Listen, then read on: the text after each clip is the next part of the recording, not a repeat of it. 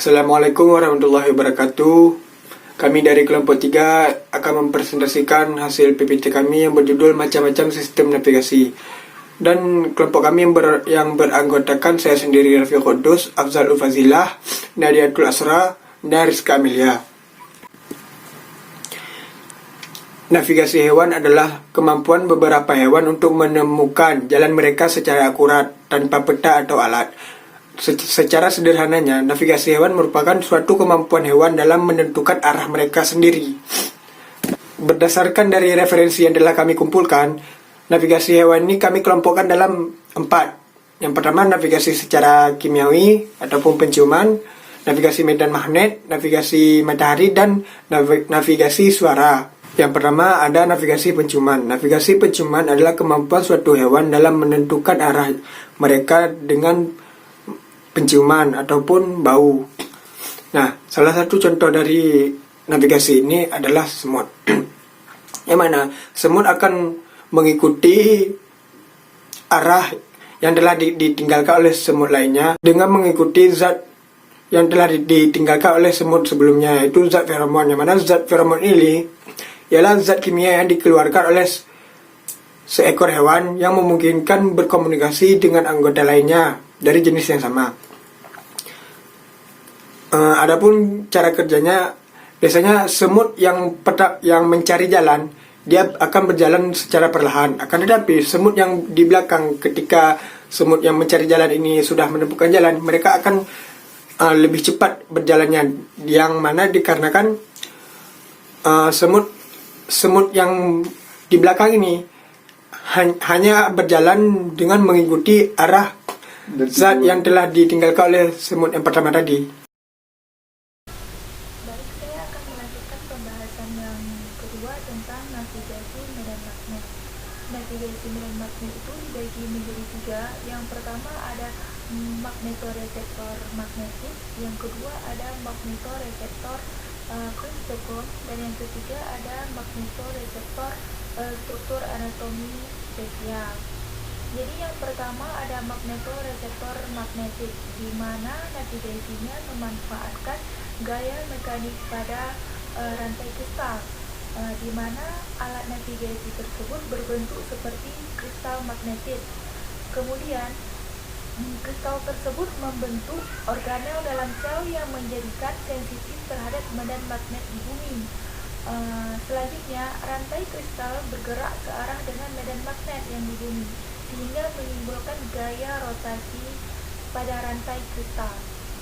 Selanjutnya, pergerakan pada gaya torsi itulah yang dimanfaatkan hewan untuk merespon sinyal magnet dan untuk menentukan arah. Contoh hewan yang mempunyai alat navigasi seperti ini yaitu ikan trut dan burung merpati. Selanjutnya yang kedua ada magnetoreseptor kriptokrom, di mana hewan memanfaatkan cahaya dalam navigasinya. Terus kriptokrom yaitu senyawa plakoprotein yang memiliki sensitivitas cahaya, di mana ketika ada cahaya, senyawa tersebut dapat menyerap partikel cahaya ataupun disebut juga dengan foton. Selanjutnya, melalui penyerapan foton itu terjadi serangkaian reaksinya. Medan magnet bumi selanjutnya mempengaruhi produk akhir reaksi yang terjadi, sehingga perbandingan antara hasil reaksi dari awal dan reaksi yang akhir memberikan informasi pada hewan untuk menentukan posisi dan arahnya. Contoh hewan yang mempunyai alat navigasi seperti ini ataupun alat navigasi kriptokrom ini yaitu burung rodin. Selanjutnya ada magnetoreseptor struktur anatomi spesial. Magnetoreseptor jenis ini berupa struktur anatomi khusus. Alat navigasi jenis ini terdapat pada burung merpati, yaitu pada bagian saluran setengah lingkaran yang dapat mengubah stimulus medan magnet menjadi stimulus listrik. Aliran listrik ini kemudian dapat diinterpretasi oleh burung sebagai kompas penunjuk arah dalam perjalanannya. Selanjutnya ada navigasi matahari. Beberapa hewan dapat bernavigasi menggunakan isyarat angkasa seperti posisi matahari. Karena matahari bergerak di langit, navigasi dengan cara ini juga membutuhkan jam internal. Banyak hewan yang bergantung pada jam tersebut untuk mempertahankan ritme sirkadian.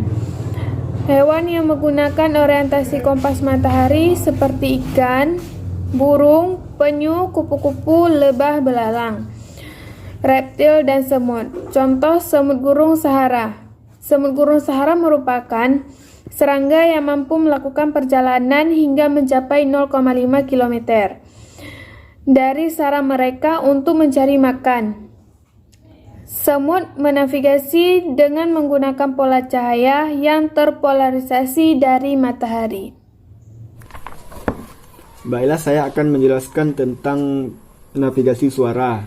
Navigasi suara ialah suatu kemampuan hewan untuk menentukan arah atau jalannya menggunakan suatu frekuensi ultrasonik, yang mana frekuensi ultrasonik ini yaitu suatu gelombang atau frekuensi yang sangat tinggi sehingga tidak dapat didengar oleh manusia, yang mana manusia menggunakan frekuensi atau gelombang audiosonik yang notabene di bawah gelombang ultrasonik.